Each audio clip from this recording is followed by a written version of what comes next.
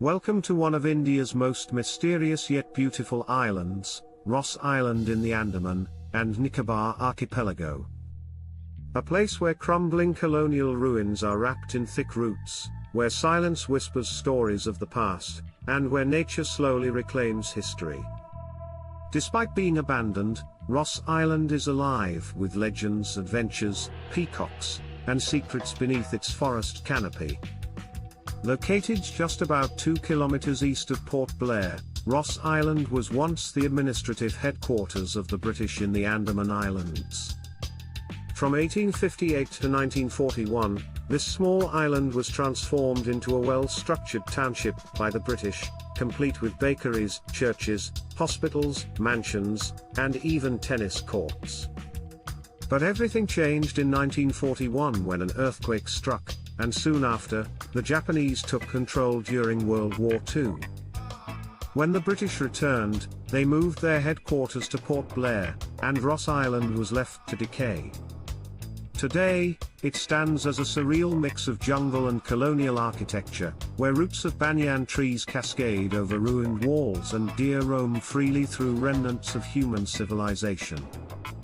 Visitors to Ross Island arrive by a short ferry ride from Port Blair's Aberdeen jetty, which takes about 15 minutes. The first thing you'll notice is the unusual silence. No one lives here anymore. Only the remnants of a bygone era greet you, a Presbyterian church now roofless and overtaken by vegetation, the chief commissioner's house with moss-covered steps, and an eerie graveyard where stories lie in stone. But Ross Island is not just about the past. There's plenty to do for those seeking fun, history, and adventure. One of the best activities is exploring the island on foot. It's not too large, you can walk around it in a couple of hours, and along the way, you'll find a trail of ruins, interpretative signs, and panoramic views of the turquoise sea. Bring a good pair of walking shoes and some water, as the terrain is slightly hilly and the humidity can be high. For wildlife lovers, Ross Island is a quiet paradise. Spotted deer are commonly seen roaming freely. Peacocks perch on rooftops of old structures, and flocks of birds call from the treetops. Unlike typical tourist spots, this one doesn't feel crowded or commercial. Photography enthusiasts will find Ross Island incredibly rewarding. With sunbeams piercing through dense foliage and the contrast of stone ruins against green overgrowth, every frame is dramatic. Whether you're using a phone or a DSLR, you'll come back with some of your most atmospheric travel shots. One of the most unique experiences on Ross Island is the light and sound show, held in the evening. Through narration, lighting effects, and dramatic music, it tells the tale of Ross Island's rise and fall, including its role in the British administration and the impact of Japanese occupation. It's a must-attend for those wanting the full historical context.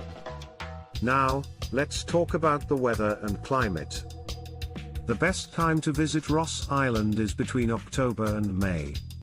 During these months, the climate is pleasant with temperatures ranging from 22 degrees Celsius to 30 degrees Celsius. The island receives a lot of rainfall during the monsoon season from June to September, making some parts slippery and limiting outdoor exploration. It's best to avoid that period unless you enjoy solitude and don't mind getting wet. Clothing tips. Lightweight cotton clothes, a sun hat or cap, sunglasses and sunscreen are essential. Carry an umbrella or a light raincoat if you're visiting close to the monsoon months. Good walking shoes are crucial, as the trails are uneven and covered in foliage. Now, before we explore a few more hidden corners of this fascinating island, take a moment to like this video and subscribe to the channel. It really helps us bring you more offbeat, exciting, and mysterious travel destinations across India and beyond. Ross Island may no longer be populated, but its legacy is far from forgotten. As you explore further, Don't miss the Japanese bunkers, remnants of World War II that still dot the edges of the island. These cemented structures stand in stark contrast to the British ruins and are a reminder of the turbulent history of the Andaman Islands. There's also a small museum near the jetty maintained by the Indian Navy, displaying photographs and models that showcase Ross Island during its colonial prime. It offers a quick but fascinating look at how grand and self-sufficient this island once was, with its own water distillation plant, power supply, and even a printing press. Ross Island, now renamed Netaji Subhash Chandra Bose Island, is not just a tourist destination. It's a silent storyteller. It holds the past in its broken walls and dense roots. It invites you to slow down, listen, and imagine what life once was in this strange yet enchanting place. When your ferry heads back to Port Blair, and you take one last look at the disappearing shoreline of Ross Island, it feels like leaving a forgotten world behind. One that will stay with you, not because of its ruins, but because of the silence those ruins